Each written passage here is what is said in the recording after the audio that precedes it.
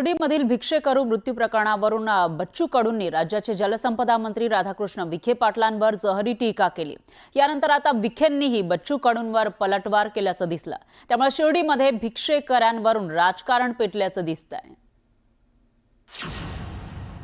बच्चूंचे विखेंविरोधात कडू बोल। विखे सर्वात मोठे मतांचे भिकारी। भिक्षेकरी मृत्यू प्रकरणावरून घणाघात। कडूंना देव सुबुद्धी देव, विखेंचा पलटवार।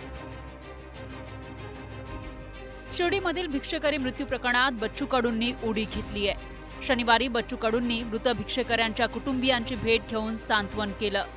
यावेळी प्रशासनाच्या ताब्यातील लोक मरत असतील तर शिर्डीचे आमदार आणि पालकमंत्री काय करतायत असा सवाल बच्चू कडूंनी विचारला। त्याचवेळी राज्याचे जलसंपदा मंत्री विखे पाटलांवर बच्चू कडूंनी घणाघाती टीका केली। विखे पाटील हे केवळ मतांचे भिकारी असल्याचा हल्लाबोल कडूंनी केला।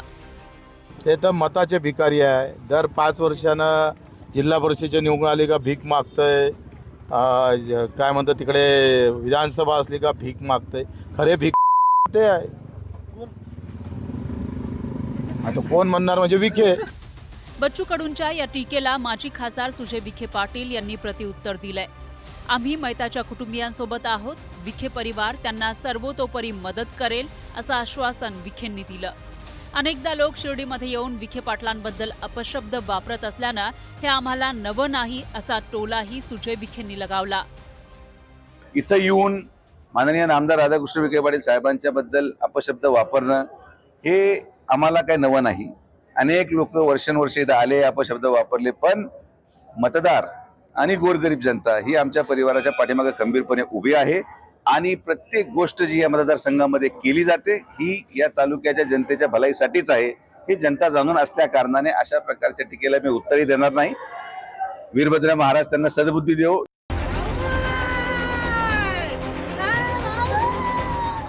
शिर्डीमध्ये 3 दिवसांपूर्वी 4 भिक्षेकऱ्यांचा मृत्यू झाल्याचा प्रकार समोर आला होता।